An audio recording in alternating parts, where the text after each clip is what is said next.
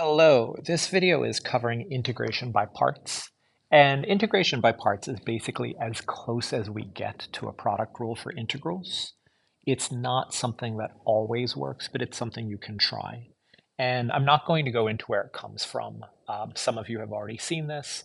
Essentially, we take the product rule for derivatives, do some tricks and rearrange things, and this is the formula we get. This is kind of the standard way that this is presented. So the integral of u dv is equal to uv minus the integral of v du. So we're sort of switching things around. Before we do an example, let's just make some notes. This is a way of taking an integral that presumably we don't know and saying, instead of doing this integral, I'm going to do this function minus this other integral. And in the hopes that this integral is something we know how to do. In order to do this, we need to look at our integral and break it up as something called u times something called dv. And the dv is a differential, so that includes the dx from the original integral. Now we also need to know v and du. This side just has u and dv. The other side has v and du. So to get from u to du, we have to take a derivative. To get from dv to v, we have to take an integral. So we need to pick things so that this is possible. We want to choose u to be something we're taking the derivative of. We want to choose dv to be something we're taking the integral of, and presumably we want those calculations to be reasonably easy. So once we make those choices, we figure out, okay, I have u, I have dv, what is du, what is v? We get this second side of the equation, and our hopes is that this integral is better. If it's not, then we have a true statement, but it's not helpful. This is helpful if we can get an integral that seems better for us. Right? It's not foolproof, it's just something to try. And I do want to warn you, this is the standard way that this is presented in almost all books and formulas. If you are someone for whom lowercase u and lowercase v look very similar, make an extra effort to write them so that they look dissimilar. So let's look at an example here. So we're going to use integration by parts to do this integral, and we're going to check our answer by differentiating. So we need to look at what we're integrating and basically try to process it as something we want to take the derivative of and something we want to take the integral of. So I'm just going to illustrate kind of my thought process here. For x, if I take the derivative, I get 1. If I take the integral, I get 1/2 x squared. So I know how to do both of those. For e to the negative 2x, if I take the derivative, I get negative 2 e to the negative 2x. If I take the integral, I get negative 1/2 e to the negative 2x. Right, that's technically chain rule, but I'm just canceling out what I get from, it's technically u substitution, but I'm doing it by canceling out what I get from chain rule.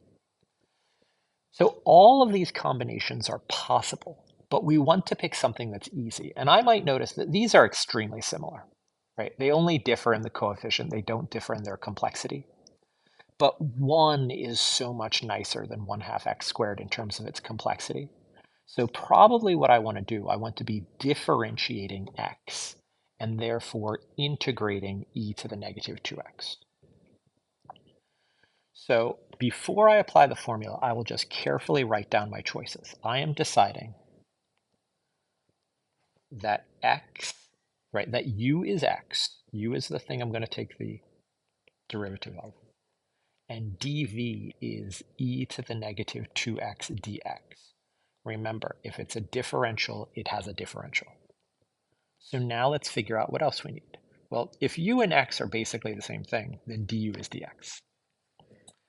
And here, v would be the integral of this thing, which is negative 1/2 e to the negative 2x. The plus c, we're just going to hold off on that and write it at the very end, so as not to confuse ourselves. Okay, so we have everything ready to go. I know u, I know v, I know du, I know dv. Let's plug into the formula.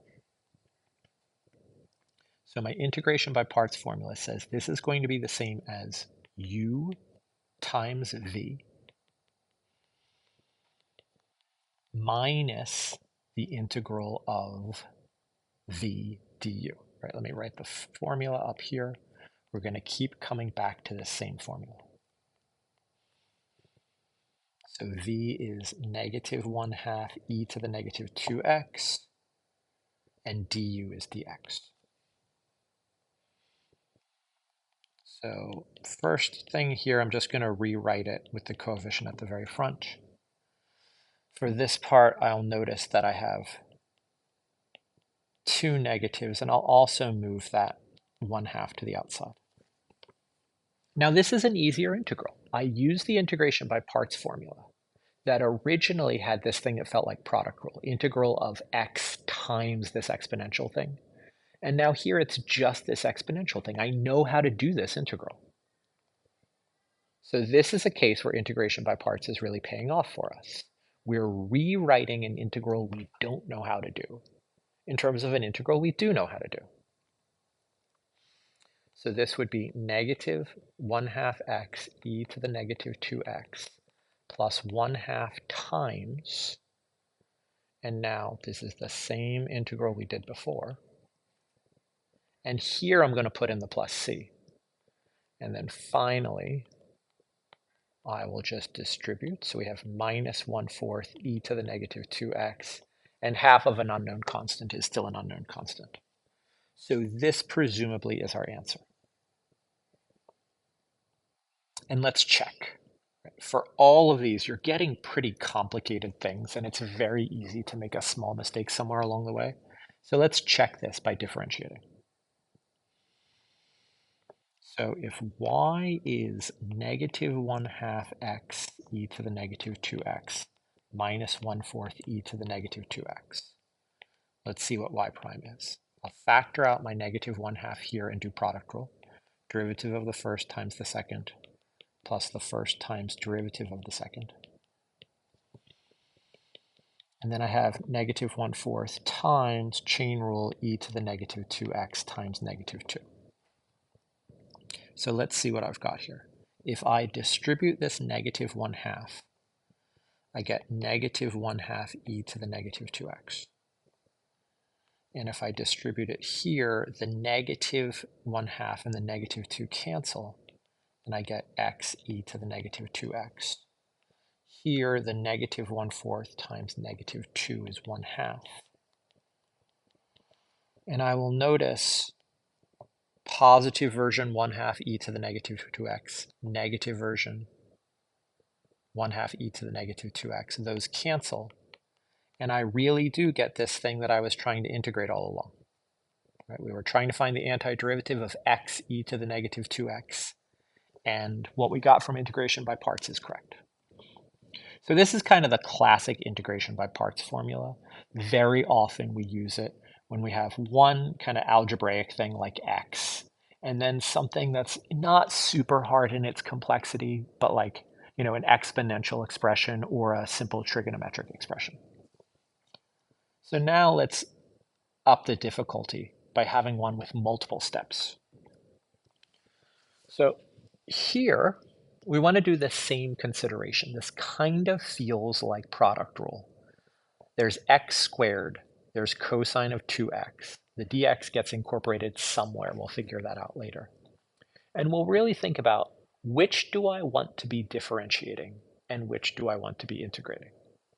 The thing about trig is whether I take the derivative of this or the integral of this, it's going to be a similar complexity, right? There's going to be a sign involved, sine of 2x with some coefficient in front. While the x squared, there really is a major difference. The derivative of this is 2x, while the integral is 1/3 x to the third. We want to keep the level of complexity low in the hopes that we get an integral we know how to do. Don't worry about coefficients, worry about the real complexity of the function, and this is what we want. So we want to be taking the derivative of x squared, so that's u, and therefore dv is everything that's left. And so far it's just been a coincidence that u is first and dv is second. Often that happens, but please don't think that's some kind of rule where the first thing always has to be u and the second thing always has to be dv. So du over dx is 2x, which means that du is 2x dx, right? This kind of feels like u substitution, getting those differentials equal to each other. And then here, if I integrate to get v, so integral of cosine would have a sine of 2x. Chain rule would give me a 2, so I need a 1/2 to cancel that. So I have u, I have dv, I have du, I have v, and I've written them all clearly before I apply the formula. If you try to figure these out as you're going to get yourself confused. So by my integration by parts formula, this will be equal to u times v minus the integral of v du. So let's just clean this up. I'll move the coefficient to the front for this first part. For the second part, I will notice the 1/2 and 2 cancel. And usually, when we have something algebraic and something trigonometric, we write the algebraic thing first. So here's what we want to realize. This integral here, this is not one I know. But I do recognize that it's simpler than the one that I started with. I started with an integral that had x squared times trig. Now I have one that has x times trig. If it feels like you're getting something simpler, don't give up. And in fact, this looks more like that classic integration by parts formula. So we're going to do it again.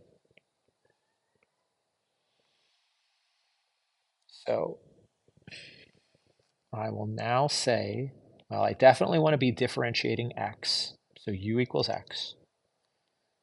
dv is going to be sine 2x. So v is its integral. So there would be a cosine of 2x, but it has to be negative. And a 2, we need to cancel the 2 from the chain rule, right? So I'll just double check. If I take the derivative of this, negative 1/2 times negative sine of 2x times 2. Yeah, that looks like it works out. So now, let's keep going. We have 1/2 x squared sine of 2x minus, and let's make sure all of this is getting subtracted, what I would get from integration by parts again. So uv minus the integral of v du.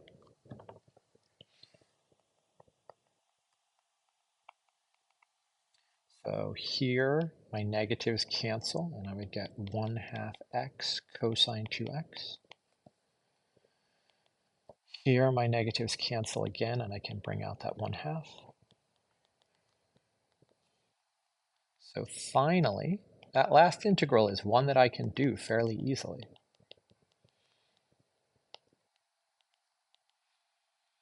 So the integral here would be 1/2 sine of 2x. And I'd need another 1/2 to cancel chain rule. So we actually have 1/2 times 1/2, which is 1/4. All right, that's quite a doozy. Let's check this. I'm running out of room, so I'm going to make this smaller for my checking stage. So if y is, well, this whole thing above, I'll cheat and just not repeat it. So if y is equal to all of this stuff,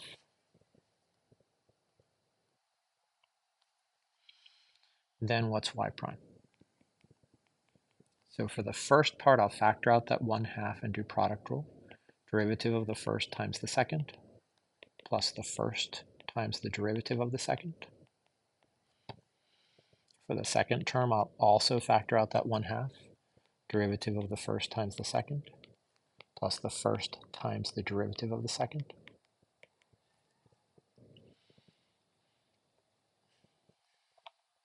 And then for that last one, we would have 1/4 cosine of 2x times 2. So let's see what we've got here. 1/2 times this thing gives me x sine of 2x.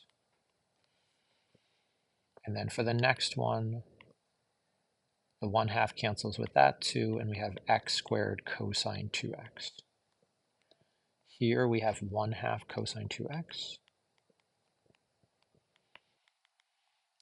Here, this 1/2 cancels with that 2, and there's a minus there, so we have minus x sine 2x. And then this is 1/4 times 2 is 1/2 cosine 2x. And let's hope that things cancel. So x sine 2x, negative x sine 2x, they cancel. 1/2 cosine 2x.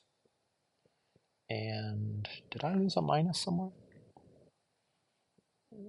I am glad I am looking. So, right, so this is why we check, right? This was not intentional on my part, but hopefully I will find my mistake, right? These should be canceling, which means I have a sign error somewhere. So let's see if I can find it.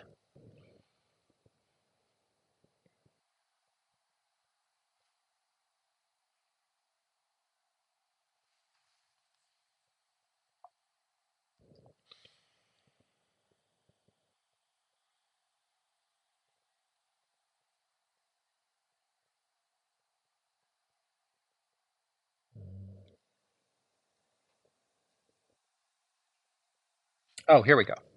So I did not fully distribute that negative, right?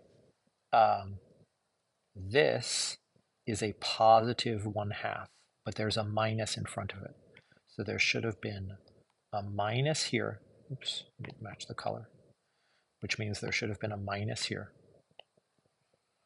Which means there should have been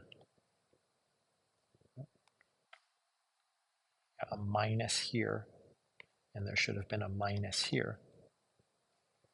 So that does create the cancellation.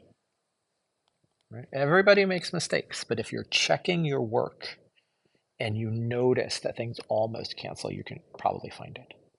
So we are left with x squared cosine 2x. Right? No one said this is necessarily easy. A lot of these integral techniques are grounded in the historical reality where people didn't have computers. And if you wanted to do an integral, you had to figure out the antiderivative.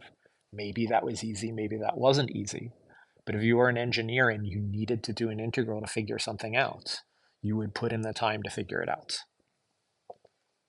So we have successfully found our antiderivative here. The checking worked. Okay, let's add another wrinkle. So this one, there's sort of a trick. So here, right off the bat, we might notice that e to the negative x, its derivative and its integral are basically the same. Right? They both have e to the negative x in them. In fact, they both are negative e to the negative x. For sine, derivative and integral are basically the same. They both have cosine. So no particular choice makes the next step necessarily simpler than the other choice. So I'm just going to make a choice. I'm going to decide, how about what I will do just to prove that we can? I am going to switch the order. I'm going to think of it like this. So I will say u is sine x and dv is e to the negative x dx. So du over dx is cosine x, which means du is cosine x dx. If I take an integral here, I get that v is negative e to the negative x. The plus c emerges later.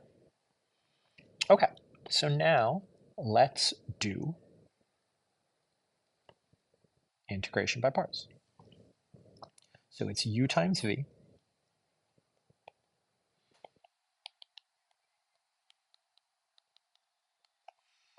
minus the integral of v du. So we have minus sine x e to the negative x plus the integral of e to the negative x cosine x dx. So we'll notice here this new integral doesn't feel simpler, but it doesn't feel more complicated either. It feels like it's really at the same level of complexity.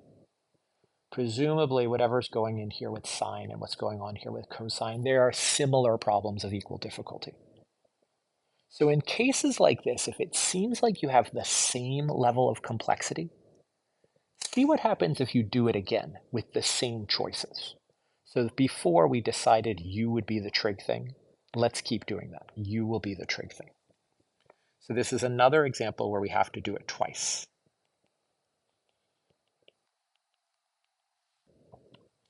So I will say that u is cosine x, which means that du over dx is negative sine x, which means du is negative sine x dx. I will say that dv is e to the negative x dx. So v is the integral of that, negative e to the negative x. So by my integration by parts formula, I have u times v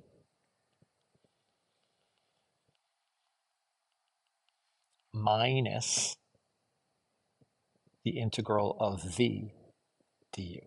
Let me give myself a little more room here.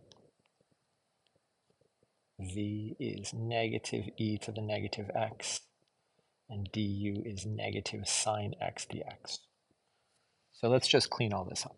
I have negative sine x e to the negative x, and then negative cosine x e to the negative x. And then this integral that I'm doing, I have a minus on the outside, and two negatives on the inside that cancel, and what's left is sine of x. Actually, I'll write it with the exponential first, so we notice something better. E to the negative x sine of x. Now, this might feel like we've wasted our time because we started with the integral of e to the negative x sine x, and after doing integration by parts twice, we have it in terms of itself. So it feels like we've made no progress, but actually we have made progress. Because let's combine this all at once. We have just found that the integral of e to the negative x sine x dx is equal to negative sine x e to the negative x minus cosine x e to the negative x minus the integral of e to the negative x sine x dx. We're trying to figure out what this is, so we can combine the like terms. If we move this one to the other side, we realize we have two of them, two copies of this integral that I'm trying to find is equal to this stuff, right? And actually here's what I'm going to do. I'm going to factor out a negative e to the negative x, and then what's left is sine x plus cosine x. So now this integral we've been trying to find is just half of that, negative 1/2 e to the negative x sine x plus cosine x. We did it twice, got the integral in terms of itself, and that allowed us to solve for it. So again, this was really complicated. We owe it to ourselves to check this. So if y is this thing, I'm going to do product rule to check what its derivative is. Just going to factor out that negative 1/2 everywhere. So derivative of the first times the second plus the first times the derivative of the second.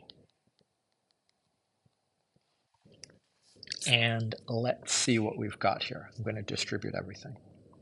So negative 1/2 times negative e to the negative x times these two things. That's 1/2 e to the negative x sine x plus 1/2 e to the negative x cosine x.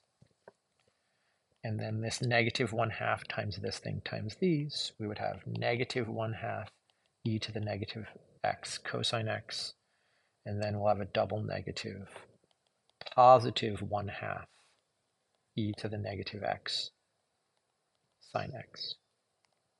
These cancel. The other two are the same, so half of that thing plus half of that thing. And we did get the thing we were trying to integrate in the first place. Again, no one said this is easy, but it's doable, right? If you slow down and really don't rush through and pay attention to everything and check your answer, it is doable. All right, one last one, and this is just something unexpected, right? What's the integral of inverse tangent of x? And there's a good chance you may have just said that, right? Oh, I learned this one, right? It's 1 over 1 plus x squared. But that's actually the derivative of inverse tangent. You've never learned what the antiderivative of inverse tangent is. So this is a rare case where even though it doesn't look like a product, if we do integration by parts, we can leverage what we know about the derivative to find the antiderivative. This doesn't work for everything, but it works for a few examples. So here's what I'm going to do. I'm just going to say this whole thing is u, and then dv is just dx. So u is inverse tangent of x, and I do know that derivative. So du is dx over 1 plus x squared. And then dv and dx are just the same thing, which really means that v and x are the same thing. So if I do my integration by parts formula, it is u times v minus the integral of v du.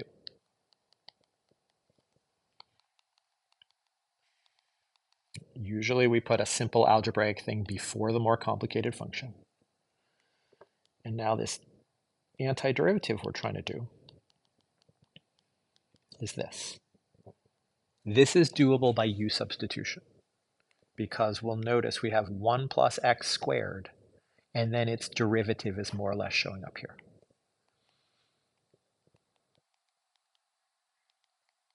So this is actually a natural log. If we take the derivative of that natural log, we get 1 over 1 plus x squared. The derivative is 2x, so we need a 1/2 to cancel it.